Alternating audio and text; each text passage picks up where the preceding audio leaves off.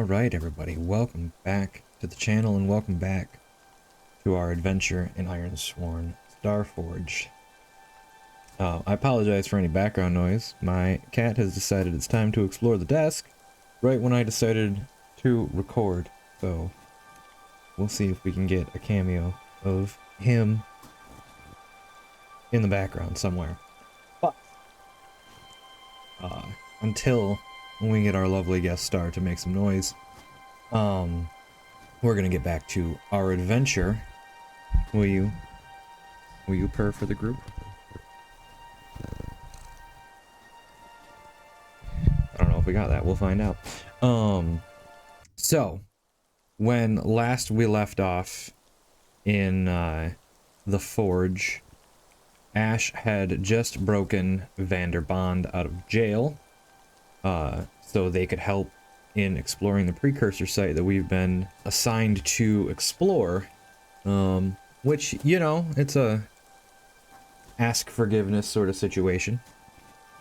So we'll see how that goes. It's probably going to depend on how he what he finds when the pair of them report back afterwards. But so we broke Vanderbond out of our own detainment, and then we have moved from the Lacuna Calamity sector to the Quada Center, which all we know about is this initial planet, Gloam, which is an ice planet.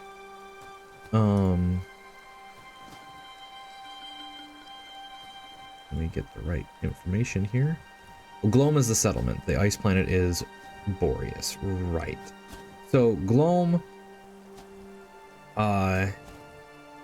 is a little kind of way station, almost like just a little stop. It's not even really a permanent settlement for anybody. It's just a place that people put up a couple of buildings and you know, poured some concrete for landing pads.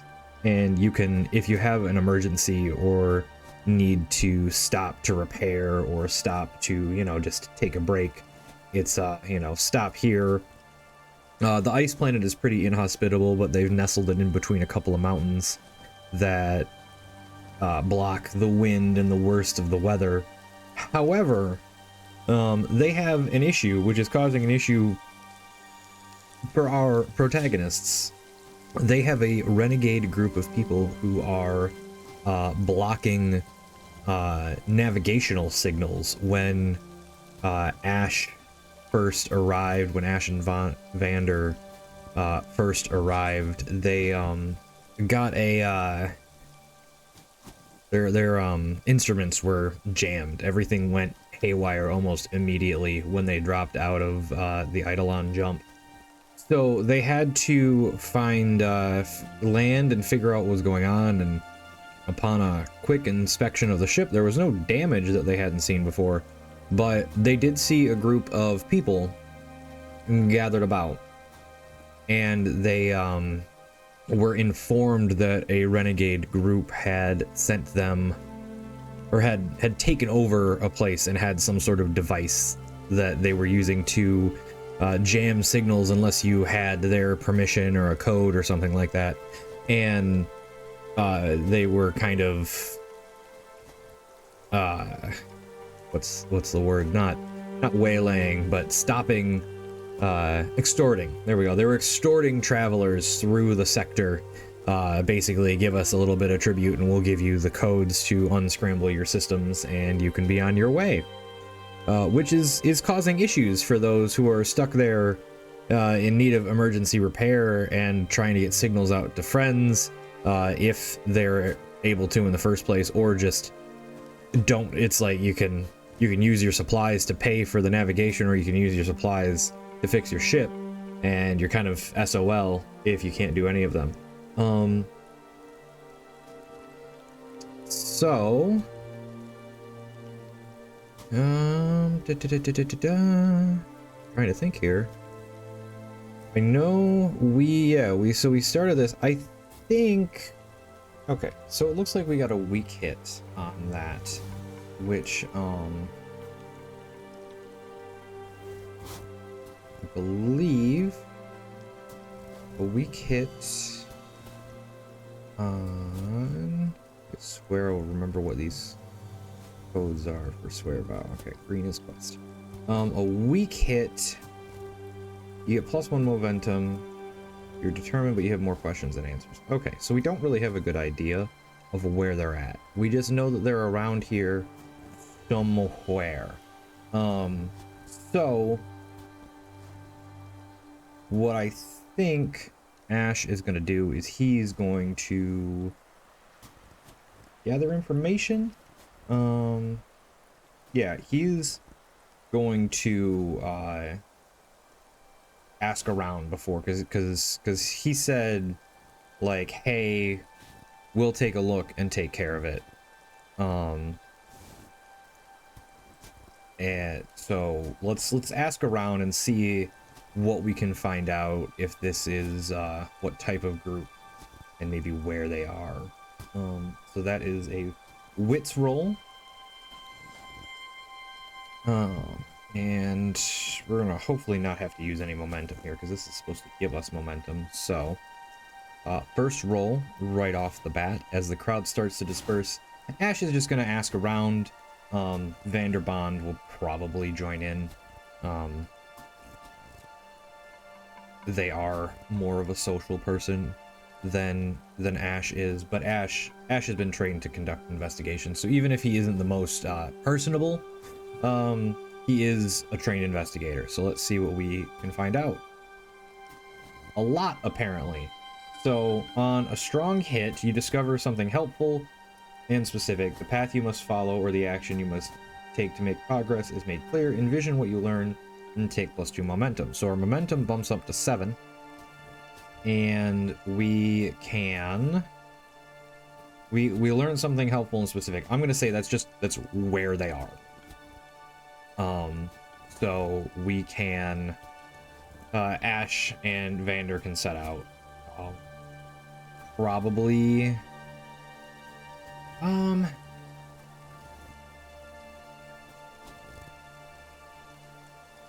we think it's a, let's see here, is it, I'll ask the Oracle here, which I think is down here. Yep, we're gonna do a, I'm gonna say unlikely, ask if it's far away. So 25 or lower, it's far away.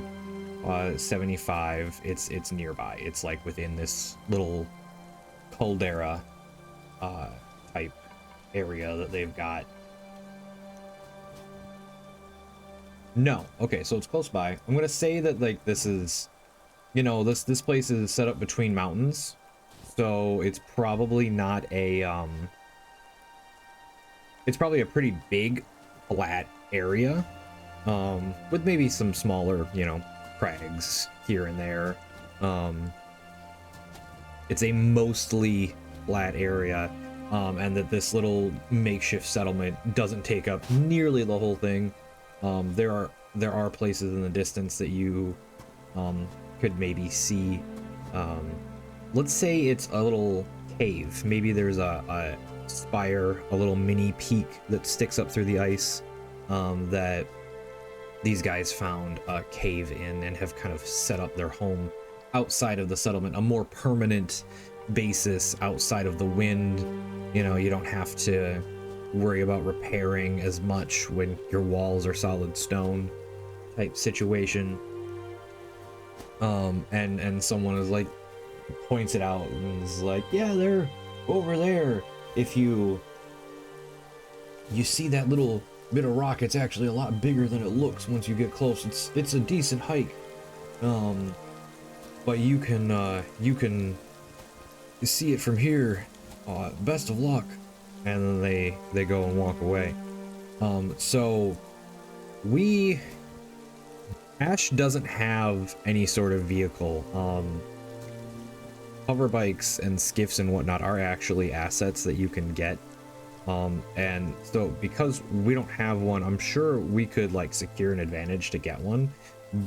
but we've got our exosuits, and we've Ash is strong. He's a strapping young lad, as they would say. So we're gonna try and just hoof it. Which I think we're gonna do a face danger here.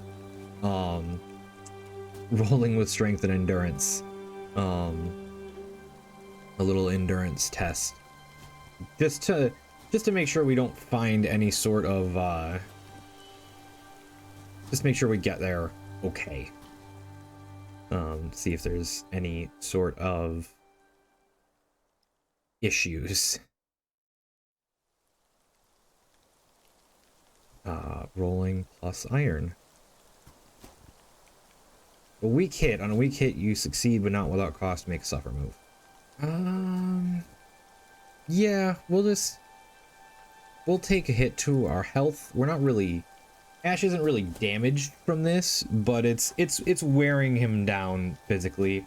I think Vanderbond is also probably not very good right now. You know, they've got their medical condition, which seems to be kind of lung-based. So, and then Ash didn't really think this one through completely, as the endurance is kind of wearing them down a lot more. But they're a tough cookie. They'll stick it out until they really can't. But we did mark some progress on this. So we've gotten to their this group's base camp. So we don't know how many people are in there. We don't know what their disposition is. Ash and Vander are just kind of tucked behind a couple of rocks, and they're looking around, maybe trying to sit and watch. It's not as uncomfortable as it would be, because, you know, they're not in coats and stuff like that. They've got full, like, protected environmental suits on. So they could sit there for a while. It is, however, uncomfortable to crouch behind rocks in an environmental suit, and I don't think Ash has that kind of patience. I think Ash is just going to go in. And as he starts to get up and walk to it, Vanderbond is like, "What do you think you're going to do?" And Ash just kind of shrugs and is like, "You can stay out here if you want, but I'm gonna just get this taken care of. We've got more important stuff to do. And I don't want to sit out here all day trying to figure out how many people are in there. So I'm going to try and talk, and if they don't talk, I'll deal with it as it comes up." And I think it's pretty clear to Ash that Vanderbond is rolling their eyes at him, despite not being able to see their face in through the mask. Alright, there are suspicious noises coming from the other room, and I don't know what they are. But they don't sound dangerous, so I'll let him have his fun. So Ash is just gonna walk in, and I think he's gonna try and pacify them. There's not a whole lot. Oh, we should have added one to that gather information, but we got a strong hit anyway, so it doesn't matter. So he's gonna walk in, and there's no one guarding the entrance, and it's sort of like it goes into a little, you know, a dive and a turn, and it's not right there. And once he gets deep enough to hear voices, he's gonna kind of take his sword or something like that and just kind of bang it on the cave wall to make some noise, and then put it back. He's not gonna walk out with his sword drawn, because he's trying to play nice at first. The voices stop, obviously, and we hear weapons being readied, you know, the unholstering, tables and chairs scraping back, energy pistols charging up and whatnot. And someone calls out, "Who's out there? Come on, Show yourself. And Ash will walk out, hands kind of out to his side, and Ash is just like, I'm just here to talk about the jammer you all have set up. It's causing some problems. And the person who talked before, they're in the center. Let's get let's get a descriptor for the whole group, and then we'll get a descriptor for the character, the leader. I don't care for those in this situation, so we'll just do the group. We'll just say they're pretty standard looking goons for the most part. They're probably a little rough looking, but not as desperate looking as you might think. They've got a couple creature comforts in here, you know, some heaters set up, some lights, so it's nice. Couple of tables, maybe a couch they got from somebody's you know, common area off their ship. And maybe they wouldn't have broadcasts, but they could have maybe an entertainment system set up with some stored media that they've got playing while they played some cards or something like that. Just, you know, bits and bobs to make their hideout a little homey. You know, when you're taking stuff like this, it's like, oh, I don't have enough money, but I can give you my couch, sort of thing. So they're pretty comfortable and well off, but not, you know, not like they're living in the what are the inner systems called? Not the Outland, but not like they're living in Terminus, where it's nice and cozy. But so let's take a look at this person. I guess we'll go down here to my custom oracles. Here we go. Get some pronouns for them. He, they, much like Ash.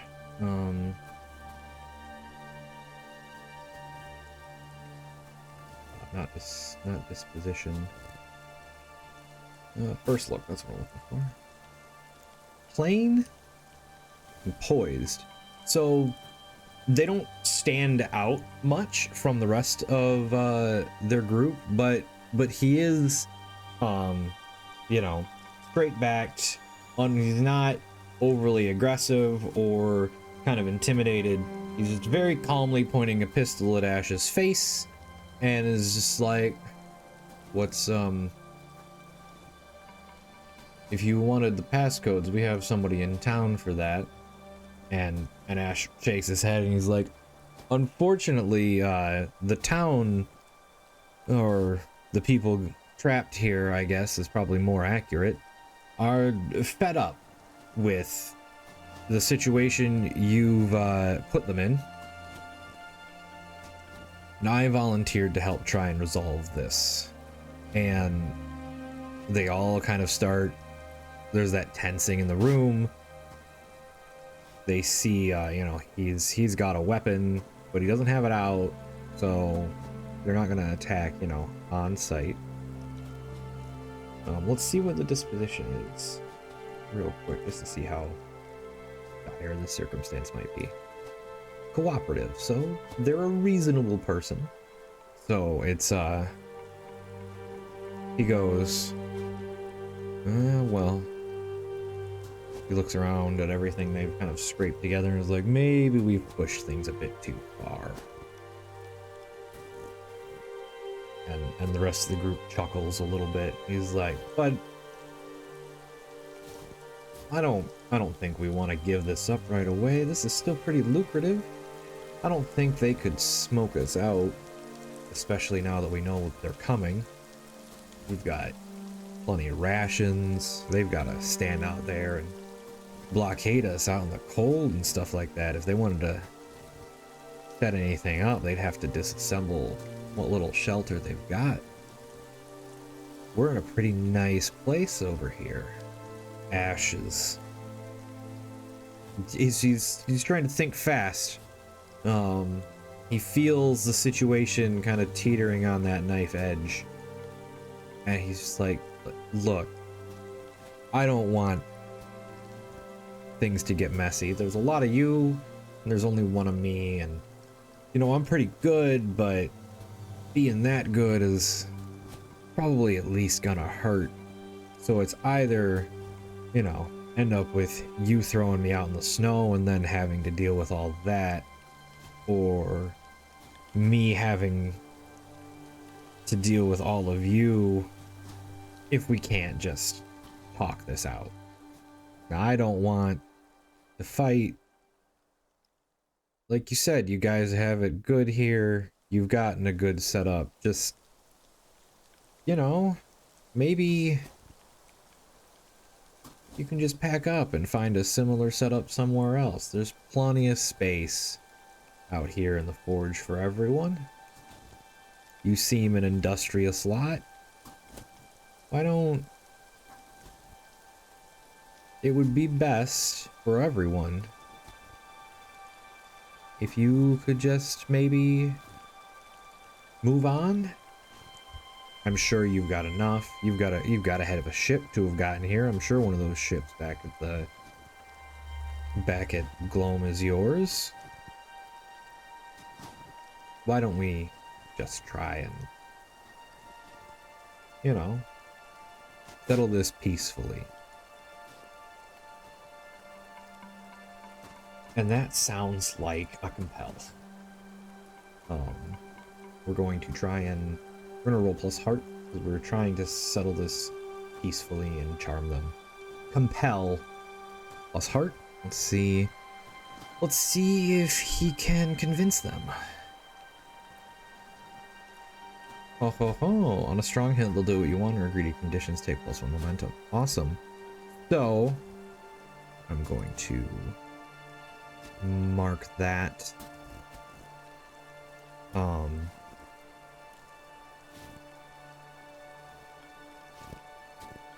They all kind of look around.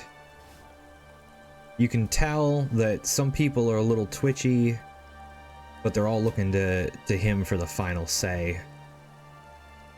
And Ash is doing his best not to start reaching for his sword as the moment drags on, and they're doing the math. They're trying to be like, how much could we get out of this if we stuck it out?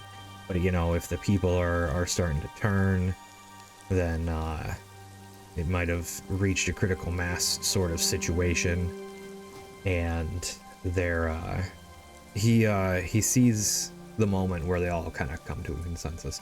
When actually, I just thought about this. I should mark this twice, because I had, you know, one for gathering information. Did I mark that for gathering information? Or I'm not sure. I got information and knew where to go. I would call that progress. We didn't know where to go. And we safely got there with no issues. And now we've talked them down into leaving. So I think I'm gonna mark that. I'm gonna mark that as 3.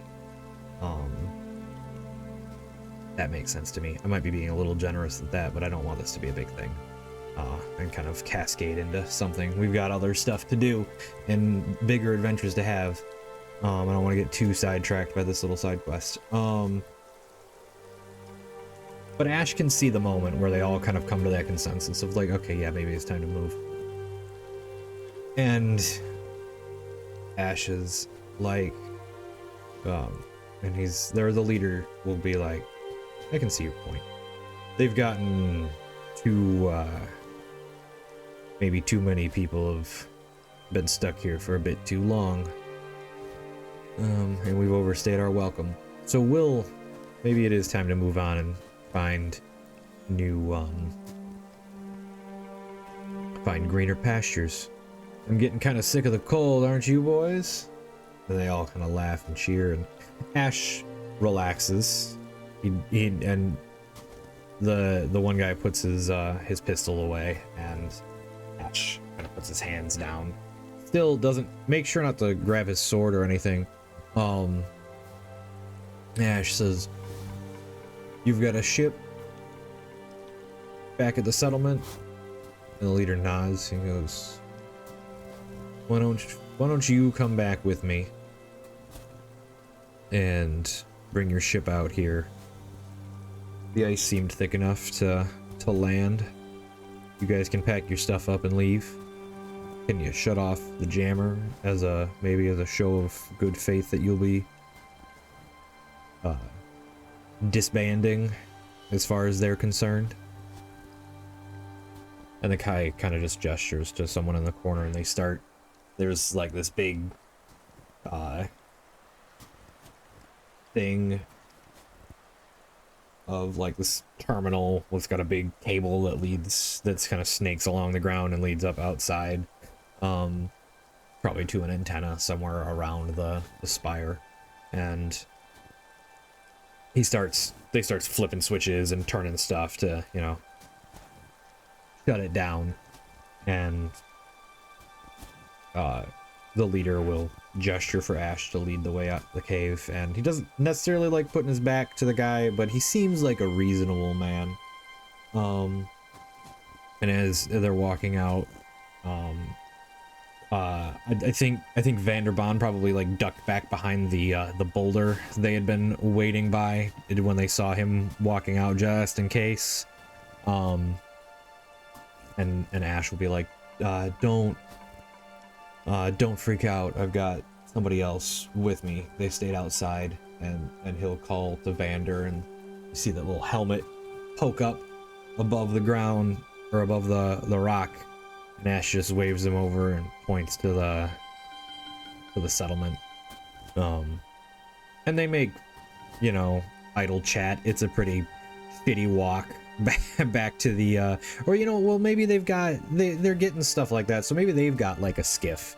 They've got like a little flatbed hover skiff type thing, or maybe one of those like yeah, we'll say it's one of those like the tracked things, the little almost like hybrid four-wheeler / snowmobile type thing with a little trailer. They all kind of pile on and get to zip back to the settlement. And the group, there's some grumblings in town as they see us, but the leader will stand up on top of his thing and kind of wave them down and just calm them down a little bit and be like, it's all right. Your friend here has convinced us that we are no longer welcome, and that it's in everybody's best interest if we leave peacefully. The jammer's already shut down. I'm just here to collect my ship, and we will be leaving in the next day or two. Please just give us some time to collect our things, and we'll depart. We don't want any bloodshed.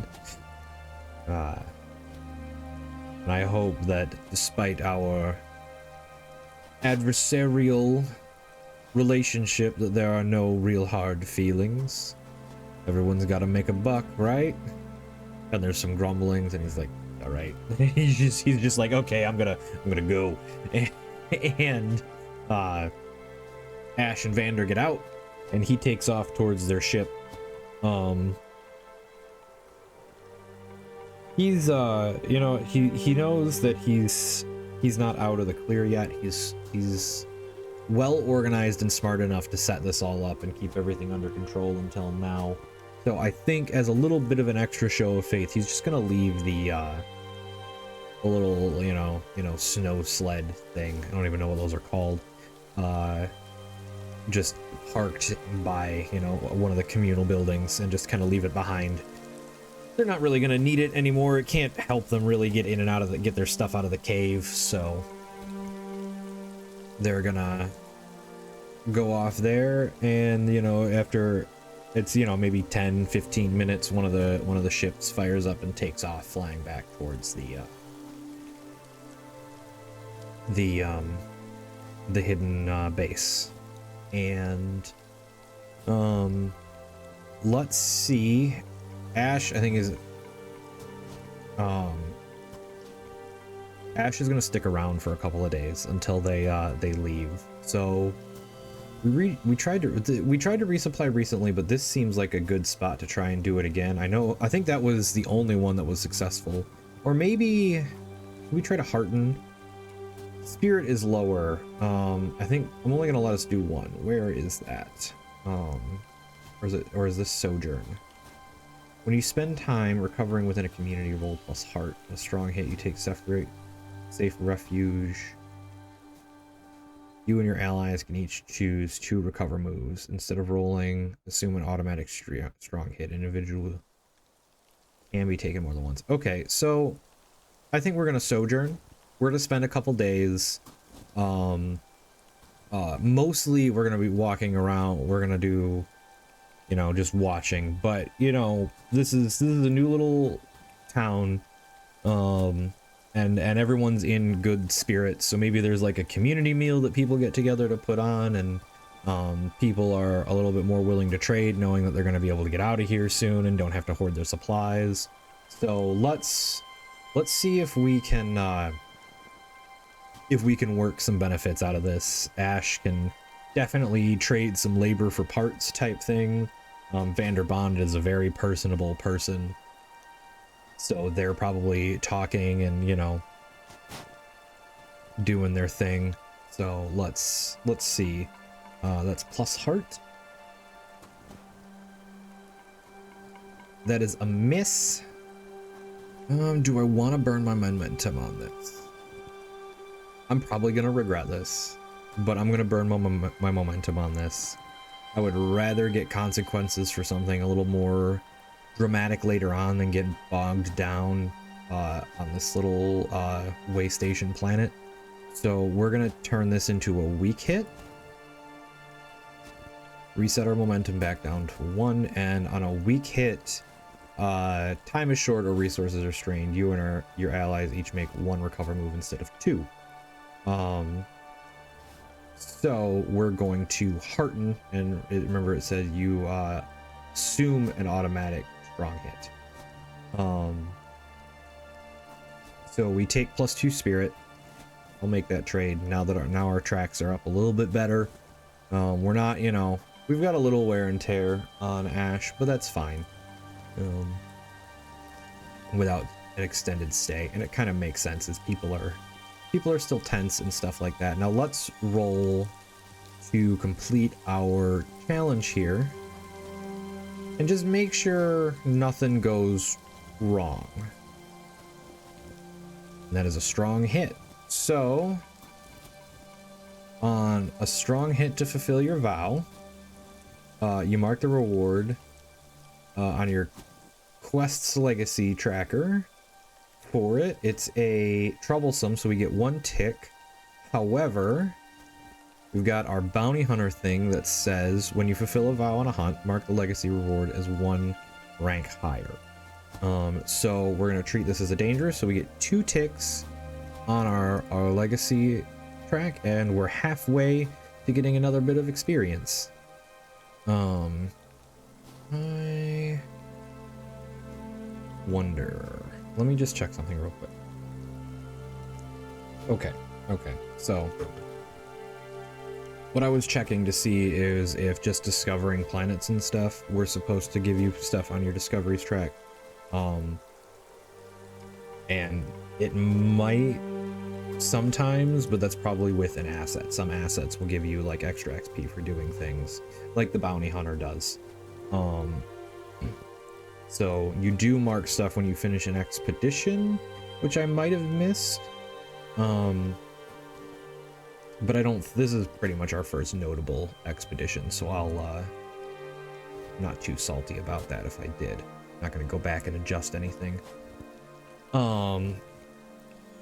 But so after a couple of days, we spend some time, you know, there's maybe a meal that's not super good. It's kind of somebody had maybe some spice packets, and somebody had some some ration meals that somebody spruced up into like a stew or something, nice and warm out of the cold in one of the bigger buildings. And they, the guys eventually take off. So this, I'll have to go and see if we can delete some of these empty vows later. If not, I'll just make sure not to add more unless we absolutely need them. So we've completed this vow. Ash is probably ready to get back out and do some more exploring. So the problem is solved. They're ready to go. There's nothing else to be gained here, and I'm gonna guess most of the people are starting to leave now that the place is cleared. We could try to gather in, I didn't do this last time, but I'm gonna mark progress for getting to the sector.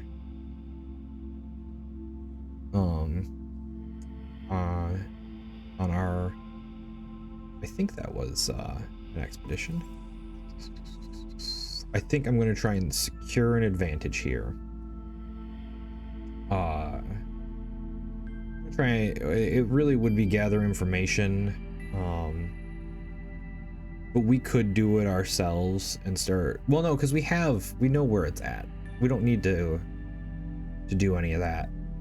We have the coordinates. We just have to get there now. So sounds like we need to undertake an expedition again, as Ash and Vanderbond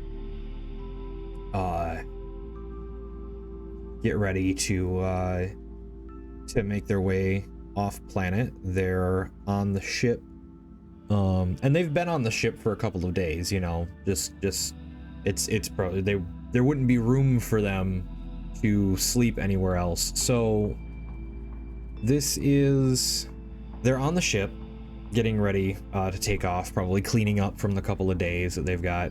And I think Vanderbond has had some time to clean themselves up. I think we described them as pretty scruffy looking last time, so maybe they've had a chance to get a nice clean shave, you know, wash their hair, did themselves up a bit just to make themselves feel a bit more a bit less like a prisoner, or, you know, someone in hiding. Gotten them a bit more how they like to present themselves, despite, you know,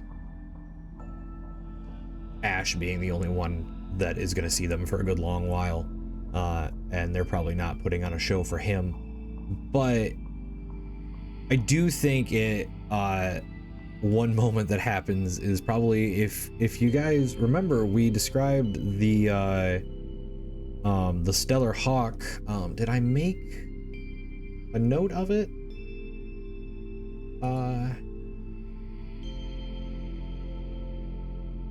Yeah, if you listen closely while in the ship, you might find that you can hear faint music echoing through the corridors with no clear source.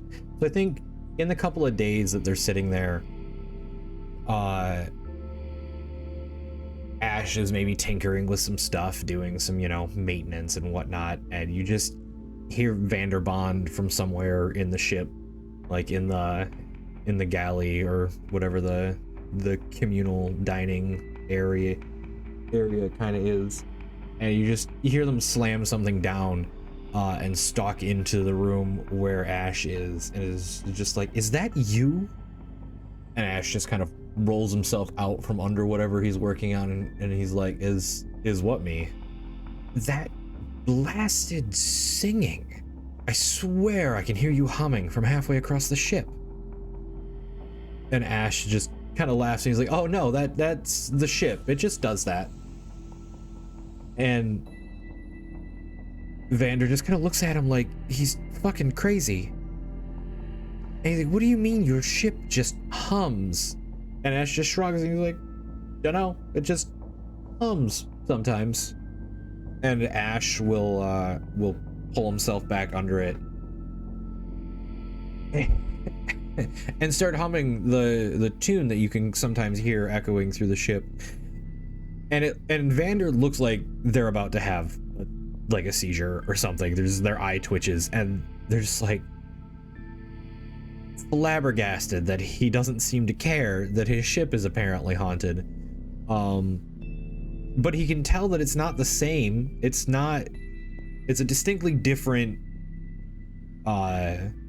like key or note or voice, whatever you want to call it, they can tell it's not him singing or humming, and they just go back to doing their thing. And Ash can kind of tell that Vander is still perturbed by this when they're both in the cockpit, kind of strapped in, and Ash is taking off. He's not going to say anything, but he can tell that Vander is just kind of stewing on this fact that they're now, you know, in the middle of nowhere in a haunted ship, and the owner / pilot couldn't care less about this fact. But let's get our progress, our expedition underway. Now that Ash has reminisced over this little scene, we're going to undertake an expedition. I think we're gonna roll plus wits. We're on the lookout for the site. We're not going with, mostly because the other two don't really seem to fit. We're not trying to do anything particularly stealthy or move particularly fast now that we're out here. So we're gonna roll plus wits, as they're just doing their best to stay on course and to look for anything that might be of interest or danger along the way. So rolling plus wits. I don't think my ship gives me anything. So I think we are good on this. So just as flat wits, we've got 3 wits, which is good because we've got no momentum. So let's see what we can do. Oh, it's just barely a weak hit. Man, just barely. Okay, so on a weak hit, as above, but this progress costs you. Choose one, face a peril at the waypoint, or make a suffer move. Oh, a suffer move. We just got our spirit up. Our ship isn't great. However, that could add some drama. I think... but it's... Okay, here's what I'm going to say. I'm going to make 2 suffer moves at -1. We're going to reduce our starship by 1, and we're going to reduce our spirit by 1. And this is... we're just going to represent this as this is taking a while. They jump. I'm gonna say this covers multiple jumps. They jump in and out. And it's just it's not. The coordinates aren't like hyper specific necessarily. I'm gonna say they get to where the coordinates are, and it's not there. But they realize, like, oh, maybe, you know, it is a planet side one. I think we know that from the notes, or if I didn't specify that in the notes, I'm going to specify it now. It's a planet side site they're looking for. So, you know, planets move. So now they just have to find it. And space is big. So, and we don't know how old these coordinates are. So they've gotten to like the area, and now they're going to have to start to search for it. Which is, but let's see if there's anything of note. Explore a waypoint.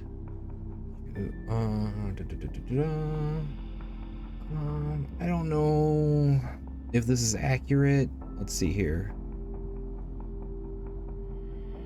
It does say you reach a waypoint. Let's just roll. Does this make a discovery? No, I think you have to get a match. Yeah, on a strong hit with a match, you may instead make a discovery. Space. Is space citing the oracle I'm looking for? Let me check the actual book real quick. Yes, okay. So space sighting is just interesting stuff we see in space. So let's see. There's a very small chance we can. You know what? That's fine. If we get really lucky, there's like a 2% chance on this D100 that we can roll a precursor vault. So maybe it'll just jump us right there. But let's see here. Space sighting is a starship. Starship, yes, here we go. So starship, it's out here. What does this starship look like? So we're out here, we're looking through space, and you know, people, I'm gonna say we don't necessarily have a like there's not a visual right away right when they jump out, but they're putzing around in this area trying to pick up stuff, and before they pick up like a signal for the planet, they pick up a signal for the for this starship. Let's get some information here. What kind of class is it? A fleet of transports and escorts. So maybe this is a group of refugees or something. Trying to do want to make sure I'm getting the right descriptors on what these roles are for you guys. So let me just take a quick look again here. So yeah, we got a fleet. So first look at these this fleet of transports and their escorts. Obvious damage and immobile. So they're just kind of floating out there in the emptiness of space. I'm sure with this, I'm just gonna say the initial contact is not necessarily hostile, but it's pretty like you know, they've got weapons locked. Not all of their weapons, but like a weapon. Maybe they send one of their escort fighters or two out to intercept us, and we get Ash gets a transmission, and he flips up the thing. What's the name of the one that comes to? It's the Endurance. We'll say the Endurance is like the main transport, and they're going to they're using their little escort ship to piggyback a signal to us. And Ash would be broadcasting his identification and stuff. So that it comes over, a voice is just like, Endurance Stellar Hawk, please indicate why you're here. And Ash just leans in and he's just like, apologies for the fright. We're passing through looking for a nearby planet. We have an older set of coordinates that led us to this spot. So we're just canvassing looking for our destination. Don't mean you any trouble. Is anything we should be worried about with that damage? The communications person on the Endurance, they've traded back, their signals. Ash probably sent over his is it Shattered Battalion, I think, or Shattered Regiment credentials, just to be like, hey, this is who I am. I'm on a mission type situation. And they go, okay, Stellar Hawk, noted. Please don't approach any closer without hailing us. I don't know. We came out of a Eidolon jump like this after getting attacked. We were unable to identify the attackers before we fled, so we can't give you any information on whether or not they'll be going to your destination as well, but just please keep your eye out and stay safe out there. And Ash will just be like, heard loud and clear, Endurance. Good luck on your repairs. If you're still out here when I make my way back, I'll see if I can render any aid, but there's not much I can do right now. I'm sure you guys have it taken care of. Stay safe out there. And with the customary sign off, they will both cut the connection, and so I'm gonna say that they don't know where we're going. And we don't know if the people that they encountered are going to where we're going. So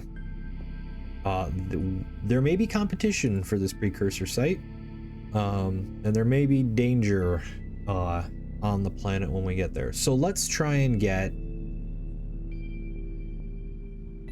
one last, bit of progress to find this planet.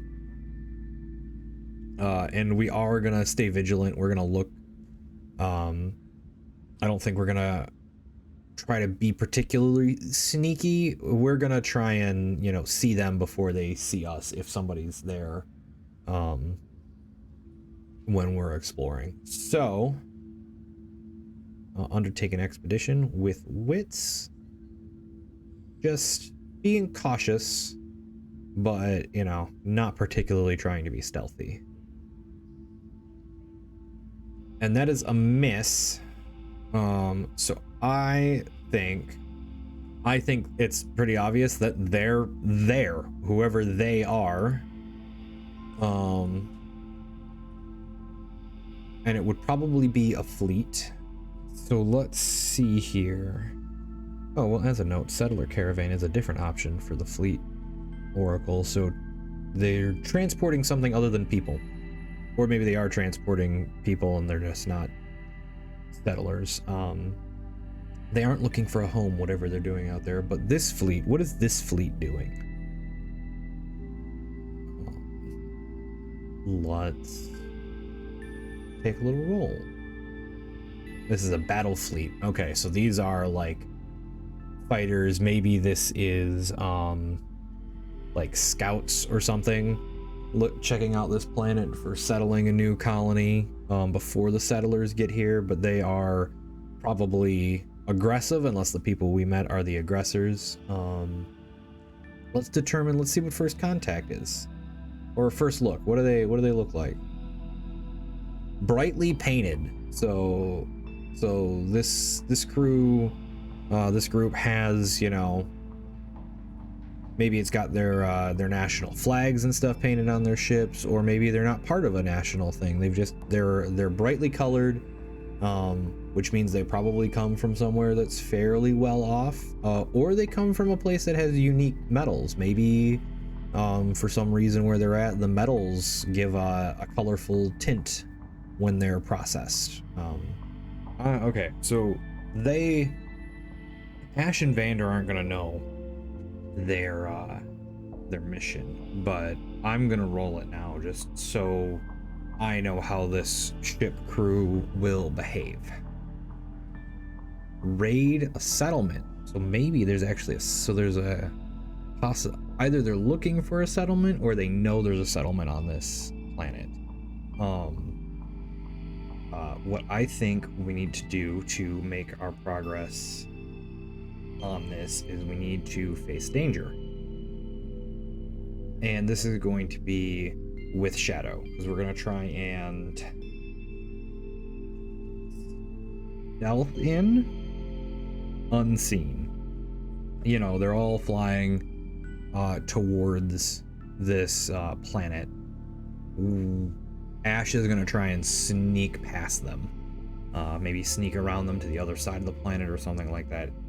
We need to get to that planet, so turning around isn't an option, especially after we very much violated protocol to be here.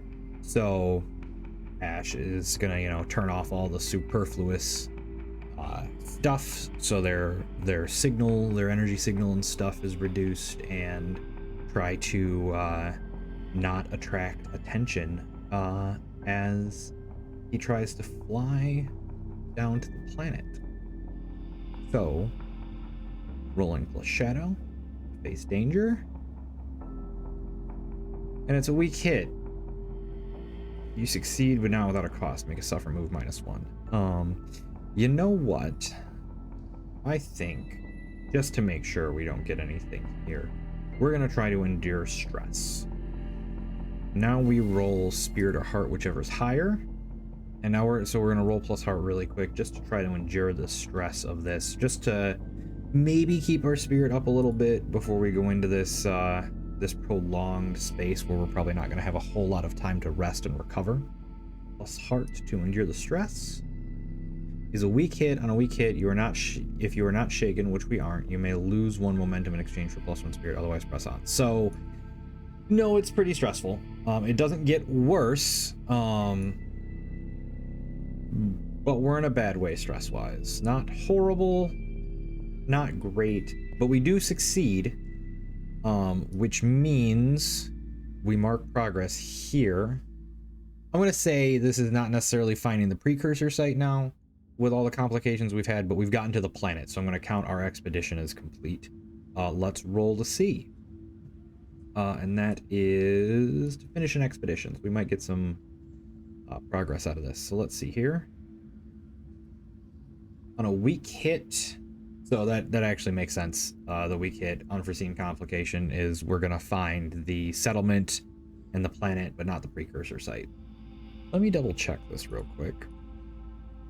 In the book, because you mark it as 1 rank lower, but there is no, you can't.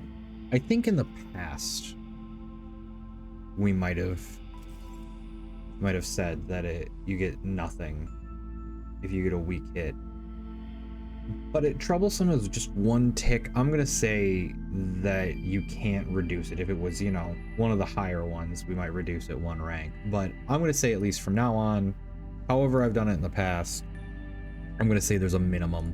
It's because I do want to be able to make progress, but not also have to do big, long chunks of stuff so we can keep the story moving along. So we've reached the planet, and we've reached a settlement. So let's add in something. I'm going to say it's up like over here.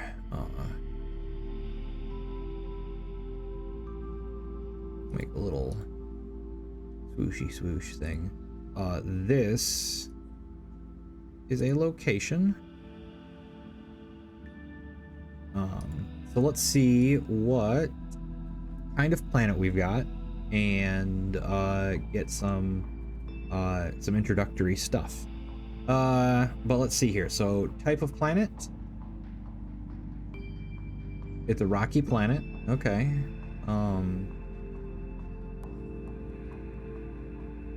You know, this was a big precursor site. I might overrule that. Let's see here. What are our options here? I'm gonna overrule that. You know what? I'm gonna say this is a vital planet. Which is an Earth-like, I believe. Let me pull up the description. Since it's not gonna automatically put it in. This diverse, life-bearing planet might provide some small measure of hope. So, because there's a big precursor site here, I'm gonna say that this is a vital world. Could have said that maybe it was a vital world, but we've done rocky planets and stuff. Let's get something nice and biodiverse to add interesting complications on this journey. So what is this planet called? In the logs, Valinor is what it's called. That sounds familiar. Maybe it was on a different campaign I watched, or maybe it's a reference to something that I know, but I can't think of it off the top of my head. We know there's a planet-side settlement.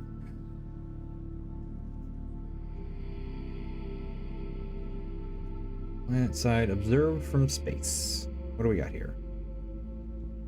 Numerous small moons. So this has got a bunch of small moons.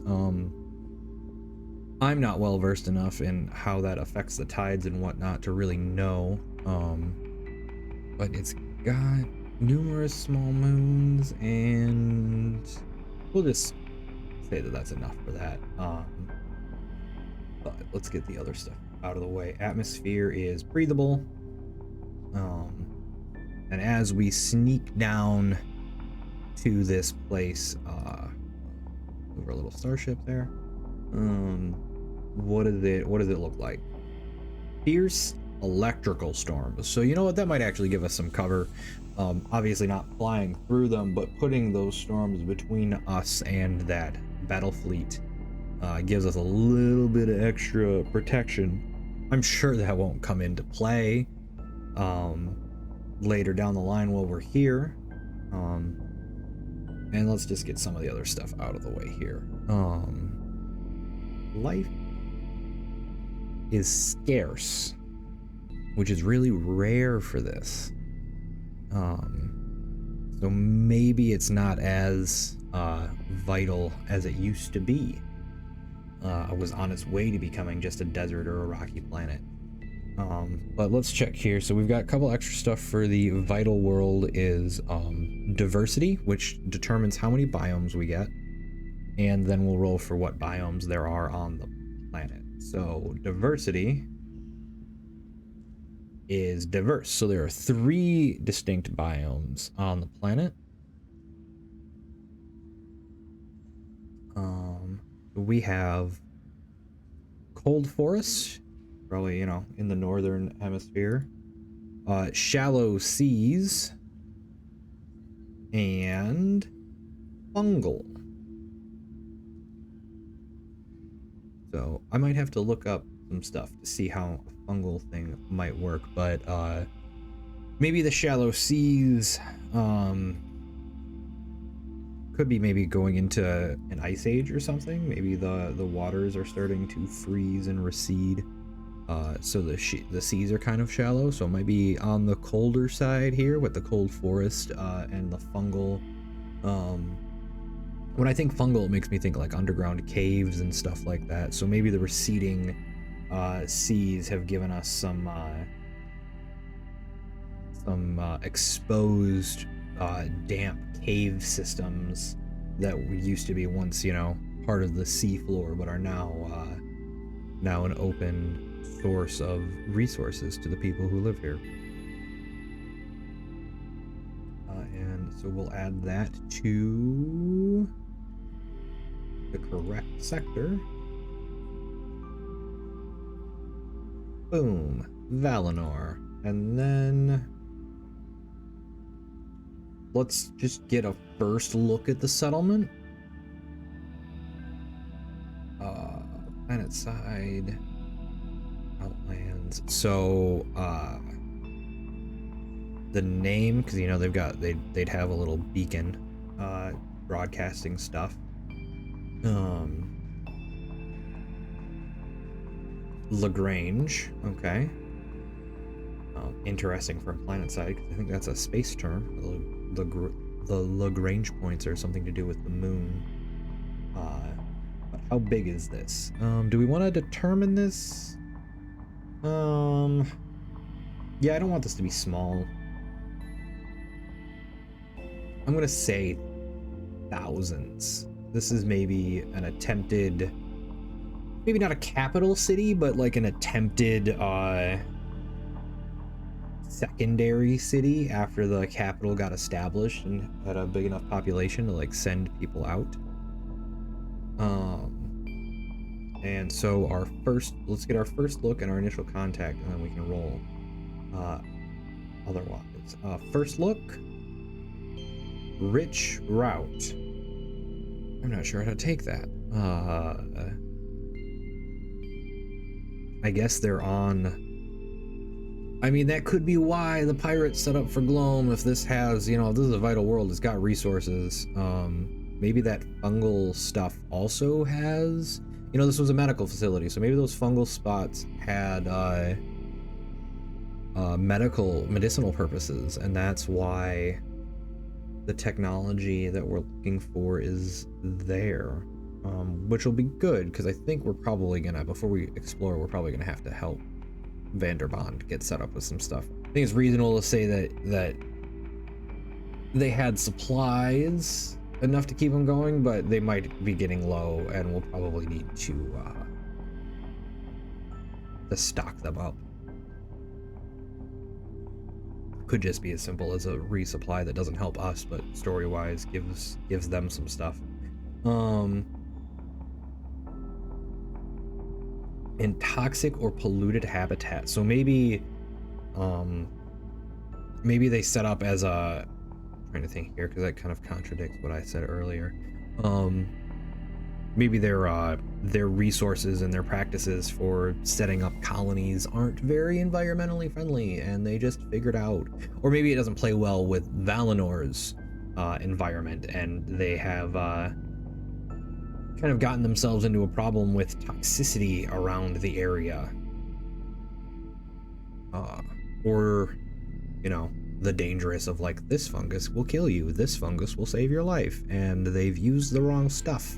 Or, you know, farming the good stuff too much, let the bad stuff take over, and now it's bad. So Valinor itself is breathable, but the area around the settlement might be dangerous. And what is their initial contact as we set down? Wary. Okay, so they know the space fleet is coming.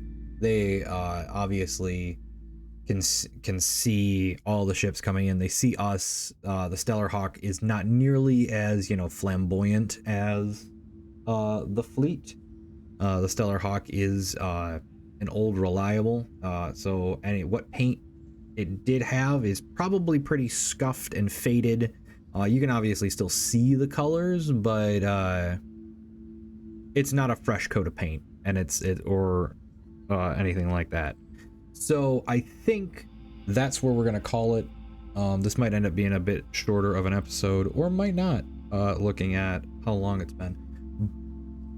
But we'll get into this, our next leg, next time.